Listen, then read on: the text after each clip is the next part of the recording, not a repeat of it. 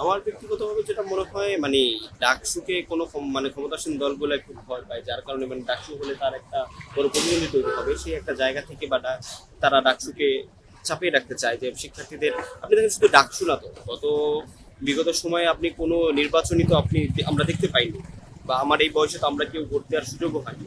সেই ক্ষেত্রে তাদের যে এই যে দমন নিপীড়নের যে কালচার, ডাকসু হলে তো সেটা আরো আগেই প্রকাশ পেয়ে যেত, এবং তারা চায় না যে শিক্ষার্থীদের মত প্রকাশের স্বাধীনতা থাকুক। সেই জায়গা থেকেই তারা ডাকসুটা বন্ধ করে রেখেছিল, এবং বিভিন্ন আন্দোলনের প্রেক্ষিতে 19-এ একবার ডাকসু হলেও কিন্তু সেই ডাকসুটা কিন্তু মানে নিরপেক্ষ বা সুষ্ঠু হয়েছিল এটা কিন্তু বলা যাবে না।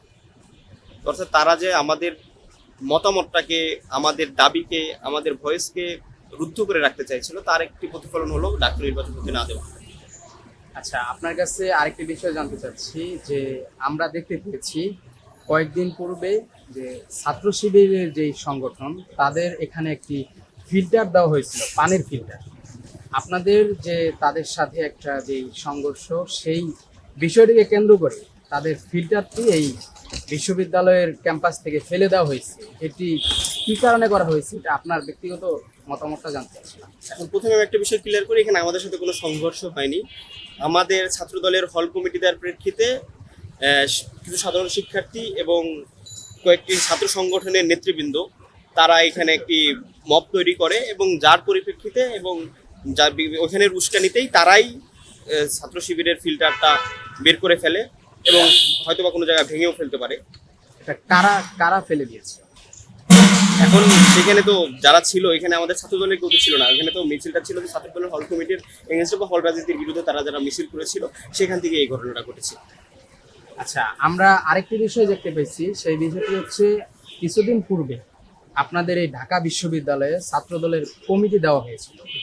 সেই কমিটিতে সেই নিষিদ্ধ যে ছাত্রলীগ, তাদেরকে কিছু নেতা এবং কিছু কর্মীদের তাদের এই আপনাদের কমিটিতে যুক্ত করা হয়েছে। এটা কি কারণে করা হয়েছিল, এই ব্যাপারে একটু। এখন দেখেন, যারা নিষিদ্ধ ছাত্রলীগের যারা বিভিন্ন সময় পোস্টেড ছিল, বিভিন্ন নেতাকর্মী ছিল, এরা যারাই এখানে স্থান পেয়েছে, এটা অবশ্যই বলবো আমাদের নেতৃবৃন্দের ভুল। তাদের দৃষ্টিগোচর বিষয়টা আগেই আরো দৃষ্টিগোচর হওয়া উচিত ছিল, এবং এই বিষয়ে তাদের আগেই ফিল্টারিং করা উচিত ছিল। যদিও পরবর্তীতে তারা তদন্ত কমিটি গঠন করেছে, এবং অলরেডি সম্ভবত 5 জন বা 6 জনকে বহিষ্কারও করে দিয়েছে ওই দিনই, শুক্রবারেই এটা করে দিয়েছে। তবে আমার মনে করি এটা আগে থেকেই আরো ফিল্টারিং এর মাধ্যমে এটা করা উচিত ছিল।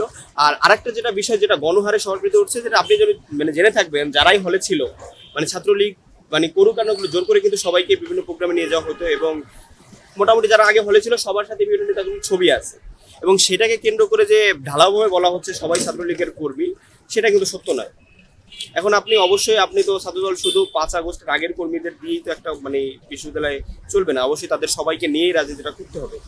তো সেই ক্ষেত্রে হয়তো বা মানে এমনও কেউ আছে যারা হয়তো বা কারোর সাথে একটা ছবি ছিল কোনো কারণে, সেই একটা ছবিকে কেন্দ্র করে বিভিন্ন প্রোপাগান্ডা ছড়ানো হচ্ছে।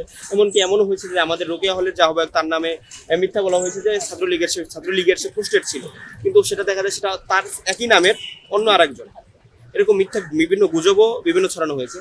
তো আমি বলছি না যে একদমই ভুল হয় নাই, কিছু ভুল হয়েছে, সেগুলোর ব্যাপারে আরো সতর্ক থাকা উচিত ছিল।